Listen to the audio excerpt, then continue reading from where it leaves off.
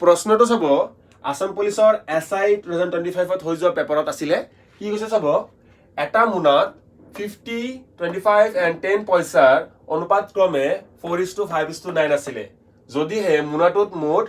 830 rupees আছিলে হয়নে তেন্তে কিমান হ'ব 25 পইচাৰ মুদ্ৰাৰ সংখ্যা কিমান হ'ব এটো আমাক উলিয়াবলৈ দিছে হয়নে আমাক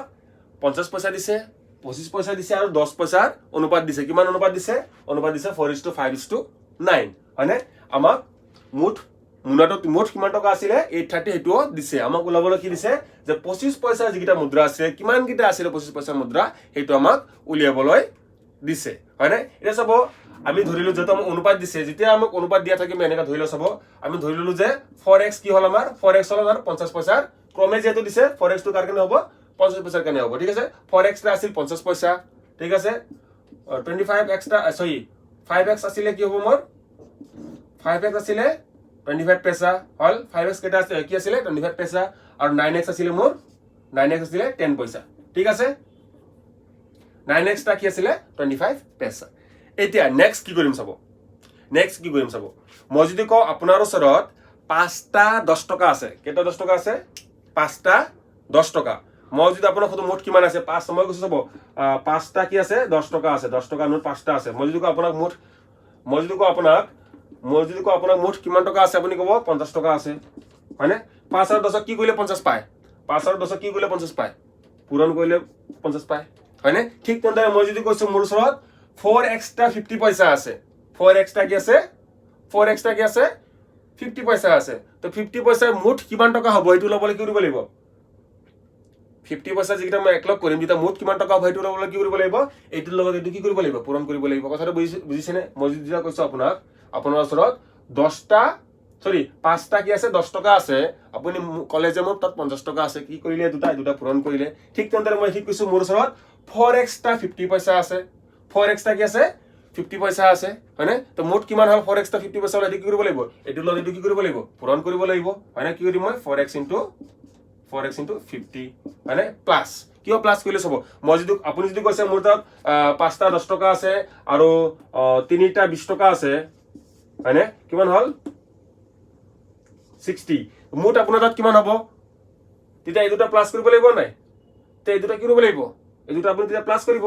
হয়নে ঠিক তেনেদৰে এটোৰ লগত এটো পূৰণ কৰাৰ পিছত প্লাস এটোৰ লগত এটো পূৰণ কৰিব লাগিব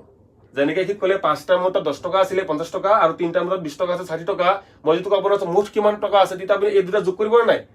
ঠিক তেনেদৰে মই কি কৰিম 4x ৰ লগত 50 কি কৰিলো পূৰণ কৰিলো প্লাস 5x ৰ লগত কি কৰিম মই 25 পূৰণ কৰিম প্লাস 9x ৰ লগত মই কি কৰিম 10 টো পূৰণ কৰিম ইজ ইকুৱেল টু যেহেতু আমাৰ এই গুটেইটা পইচাৰ খেল চলি আছে এখিনি আমি ৰুপিস ৰাখিলে কিন্তু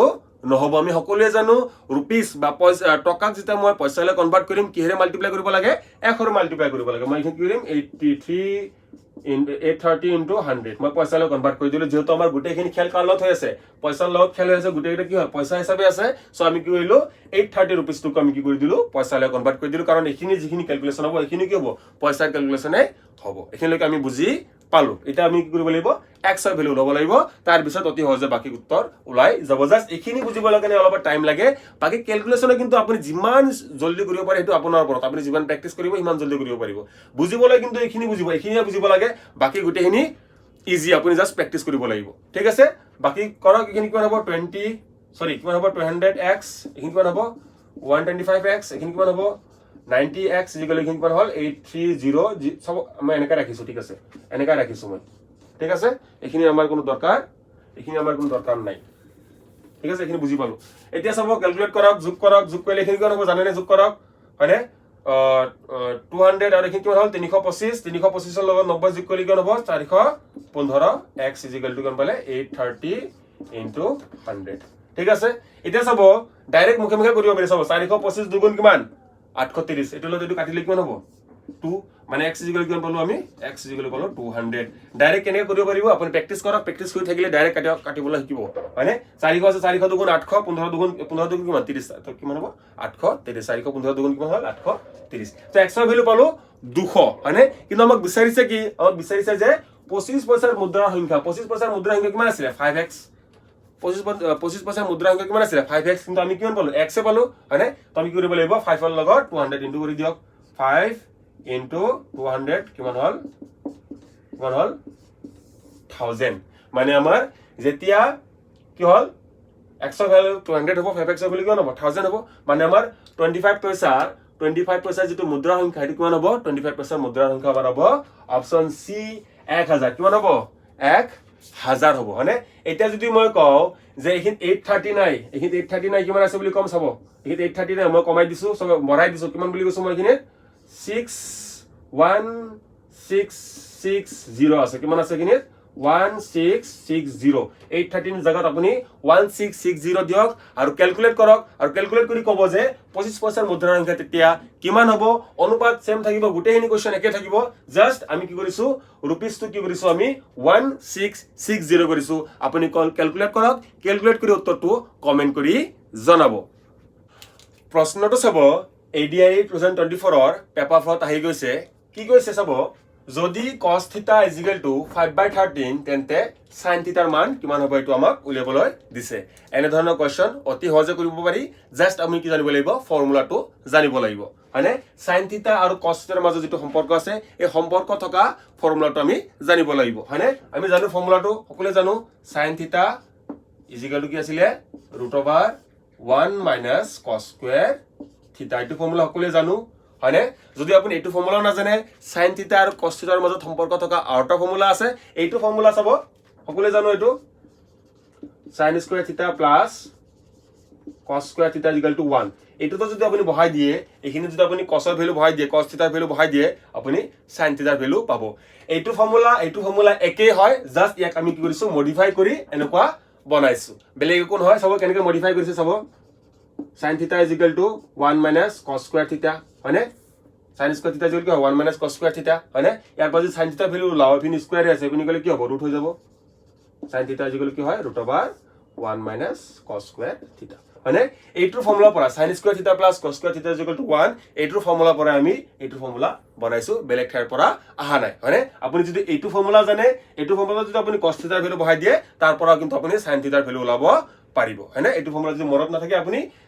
sin square theta plus cos square theta = 1 এইটো ফৰ্মুলাটো যদি আপুনি cos theta ৰ ভ্যালু বহাই দিয়ে তথাপি উত্তৰ ওলাব ঠিক আছে আমি শৰ্ট ফৰ্মুলাত কৰিম ঠিক আছে ক্যালকুলেট কৰক 1 - cos theta মানে কিমান cos theta মানে 5/3 হোল স্কয়ার মানে সকলে জানো এখিনি 1 - 25/13 স্কয়ার মানে 169 সকলে জানো সকলে 50 লৈকে স্কয়ার মুখস্থ কৰিছো হয়নে ঠিক আছে ক্যালকুলেট কৰক এখিনি ক্যালকুলেট কৰতে বহুত ইজি 169 - 25 ডিভাইডেড বাই 169 জিবুৰে ক্যালকুলেট কৰে মুখে মুখে বহুত ইজিলি কৰিব পাৰি মানে জিবুৰে নাজানে তাৰ বাবে মই অলপ দেখাই দিছো ওপৰত কিমান হল 144 তলত কিমান হল 169 হয়নে ডাইৰেক্ট কৰিব পাৰি 144 মানে কি 12 স্কয়াৰ আৰু 169 মানে কি 13 স্কয়াৰ ৰুটৰ পৰা বাহিৰ তুলালে কিমান হ'ব ৰুটৰ পৰা বাহিৰ তুলালে হ'ব 12/13 মানে আমাৰ শুদ্ধটো কোনটো হল আমাৰ শুদ্ধটো হল অপশন ডি 12/13 আমাৰ উত্তৰটো কোনটো হল অপশন ডি 12/13 মানে sin theta ৰ ভ্যালু কিমান হ'ব sin theta ৰ ভ্যালু কিমান হ'ব 12/13 আমি সকলোৱে বুজি পালো এতিয়া মই যদি কও এইখিনিত মই 5/13 নিদু এইখিনিত মই 12/13 দিছো ঠিক আছে মই cos theta = কি লিখিছো cos theta = 12/13 cos theta = 12/13 তেতিয়া sin theta ৰ ভ্যালু কিমান হ'ব এটো আপুনি কমেন্ট কৰি জনাব